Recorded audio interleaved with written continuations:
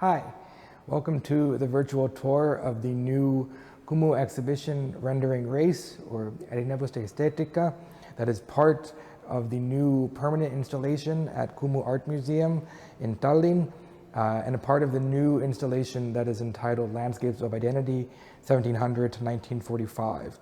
This part of the exhibition is part of an ongoing series of installations that are meant to critique, raise questions, and make interventions into the new installation of Estonian art in this period between the 18th century and the mid-20th century. My name is Bart Pushaw. I am the exhibition curator. I was invited to propose the first exhibition for this space, which of course it was my honor to do so. And we decided, after a long period of talk with the curators and the directors of the art museum, that it would make sense to question especially a period of Estonian art in the 1920s and 1930s that is so often connected to the young Estonian Republic and nationalism, to question these deeper international connections that begin to really change both in the lives of Estonian people, but also in the way in which the young Republic is beginning to conceive of itself. So I will, over the course of this tour, give some overviews of some interesting works, I think, that in case you're not able to see them in person, and we'll explore, I think, the various ways that I think why race and understanding these historical depictions of race and racial representation really still resonate and continue to matter today. So the exhibition is divided into 4 separate parts. The first one is called Entertainers, and this is the section that you'll see as soon as you enter into the hallway. You'll see that there's a variety of images here that range from jazz musicians to more orientalist looking lounges that echo harem scenes, and then later theater scenography and theater costume designs. But I wanted to draw your attention to what I think is an especially interesting image. This is a lino cut by the Estonian artist Erinevuste. It is titled Jazz. It was made in 1933. I wanted to feature this one because actually this is a recent acquisition for the museum, so it actually hasn't been seen by very many people in real life recently. What's interesting about it is that as soon as you look at it, right, on the outskirts of the image you see a bunch of dancing couples. In the left-hand corner you see a skeleton beating a drum, right? You see another musician probably with a bass. And then, of course, in the middle, right, in the largest part of the image, you see a man's face, right? And you can tell by the way the artist is using black and the way that he's depicting facial features, his nose, his lips. This is supposed to be an image of a black man. Why does this matter? This matters because the woodcut is called jazz. And so this is important because jazz comes to Europe around 1919 and the early 1920s, after having sort of being created by African American musicians around in New Orleans, especially around 1915.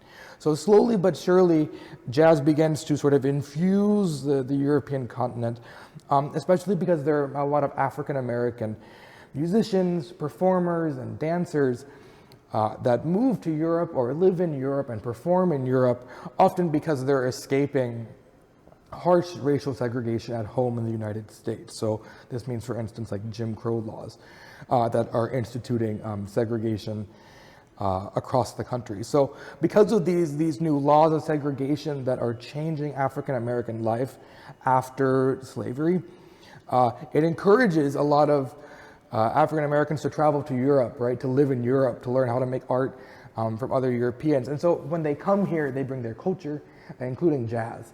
So for that reason, jazz really becomes distinctly connected to European ideas of blackness because it's the places where they see it the most often. And also jazz as a type of music form becomes connected to blackness in its kind of cosmopolitan ways.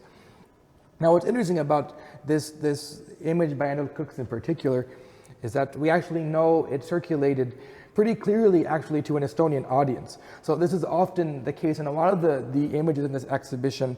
Not all of them came from Estonian artists working in Estonia. A lot of them are coming from Estonians who are traveling, right? Whether that's to France, whether that's to North Africa, whether it's to Japan or Brazil, and they're reaching kind of new areas to travel to because of the new kind of social status that they have in the 1920s and 30s, right? As they're citizens of this new Estonian Republic that's founded in 1918, right? They acquire a kind of wealth that gives them the opportunity really to travel the world for what is, in the most part, the first time. So when we think about this idea of where are these images coming from, and we think oftentimes that ideas or issues of race or racial difference, about being white, about being black, about being from the Americas, about being from Asia, right? These are often ideas that people assume are implemented or pushed onto Estonia from the outside. But I think what's so interesting about the collection of images we have here is that they start to demonstrate how there's a very long history of both insiders and outsiders changing Estonian culture and changing Estonian history. And so those kinds of questions are things that will kind of illuminate the images that we'll look at in the rest of the tour. So you'll see here we have a series of costume designs made by Karin Lutz, the first top two, and on the bottom by Natalie May. And these are interesting examples because you see them and they're rendered with generic names, right? One performer is meant to be an African prince, another one is generically just called Chinese. On the bottom, a Brazilian dancer, right? And what's interesting about them is that here in the drawings, of course, they appear to be more or less normal people, but when we see these archival photos on the right, of course, these are often Estonian actors who are in these roles. And so there's quite a big discrepancy between how the artists are imagining these costumes to be and how they actually play out in real life, right? And sometimes that also means that these discrepancies between the costume design and the actual performance can create these complicated and friction kind of spaces that maybe lend itself especially to racial caricature, right? That when you have a performer who is trying to embody someone of a different culture in this kind of space of entertainment, right? It's a moment when you have to kind of question the boundaries of what is trying to represent a culture and then the areas where it can be often harmful, offensive, or even dangerous, right? So the theater is often that kind of space for that kind of experimentation.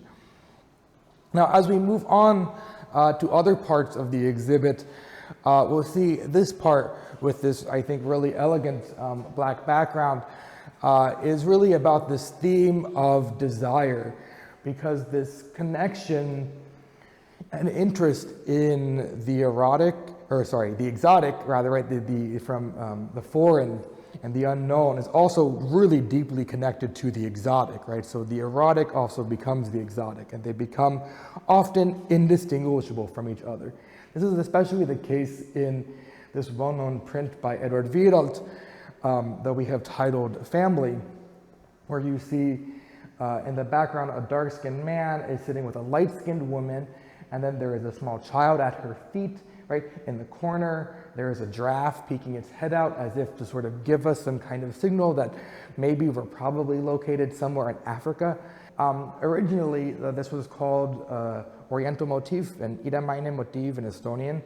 But we realized that actually this suggestion of Oriental motif or something that is suggesting perhaps somewhere in Asia makes really no sense at all, that it's connected to a giraffe and is suggesting something connected explicitly with Africa and with blackness.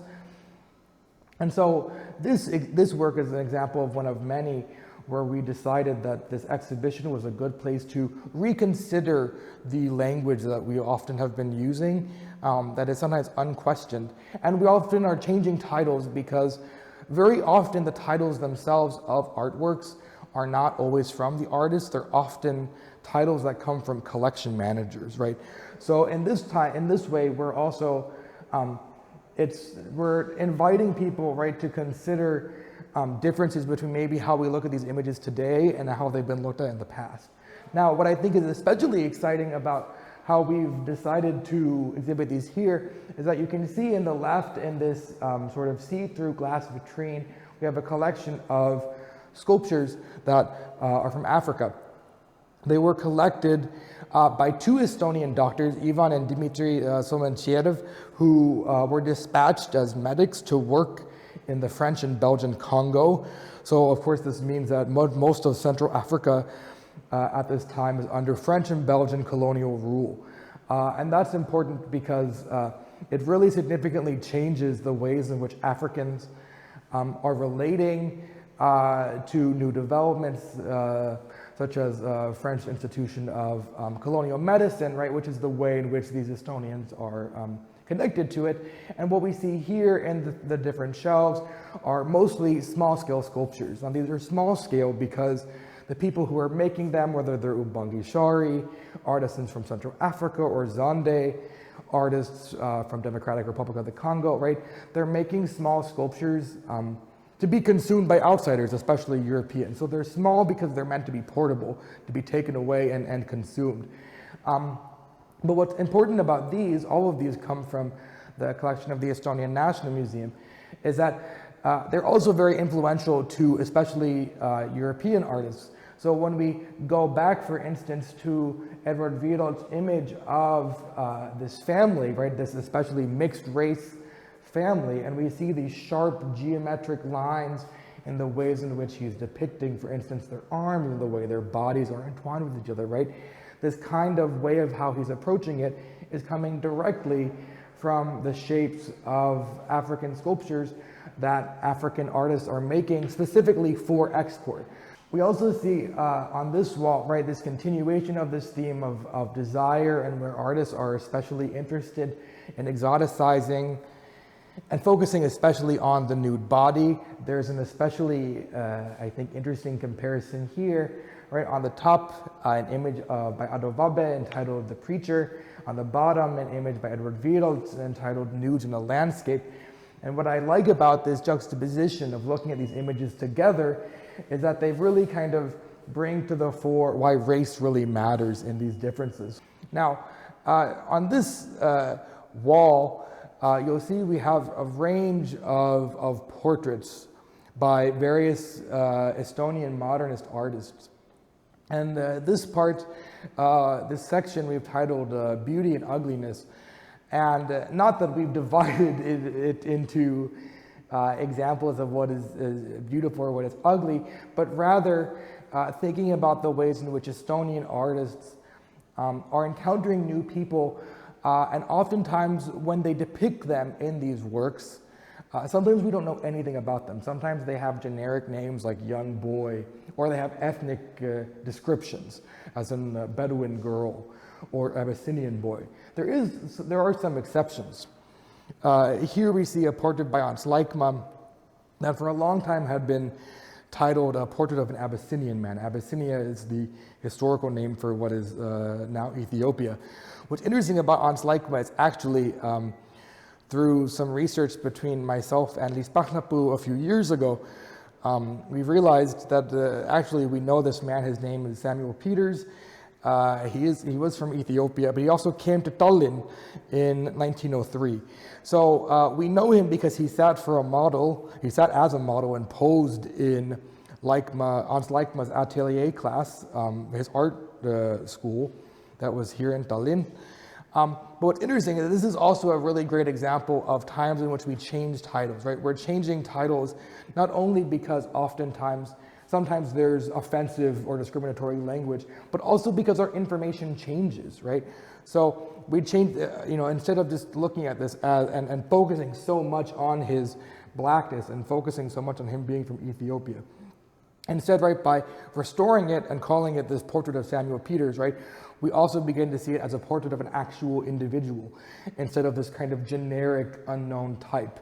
And that kind of relationship is something that we're questioning with and trying to expand a lot as we also begin, right, new avenues of research in the background of these Estonian artists. Now, you'll also notice here we also have the last part of the exhibition finishes in this kind of shadowy corner.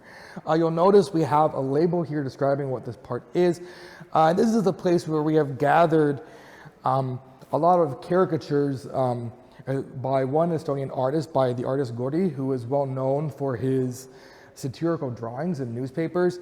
But we have them in this special section because we wanted to encourage their viewing on a very personal, intimate level, and also to create a separate space for them that allows viewers to decide if they want to look at them. I think what we hope to also create in the exhibition as a whole is really a way in which we can maybe start thinking about the history of Estonia in the 1920s and 30s, but also the history of Estonian art as it being connected to much more complicated connections with the wider world that isn't only about the construction of the nation in the 1920s and 30s and only looking inward, but also that it's really, from the beginning of the early republic, tied to really global events. So we hope that this brief virtual tour has at least piqued your interest, or at least provided some kind of insight in case you're not able to come over the next few months during which it's opened. I hope that this space encourages dialogue and reflection about the ways in which we think about Estonian history, that we think about the history of Estonian art and its possible trajectories, I think in ways that can be much more exciting and much more complicated than many of us realized. So thank you very much for your attention, and I can't wait to hear your feedback. Thank you.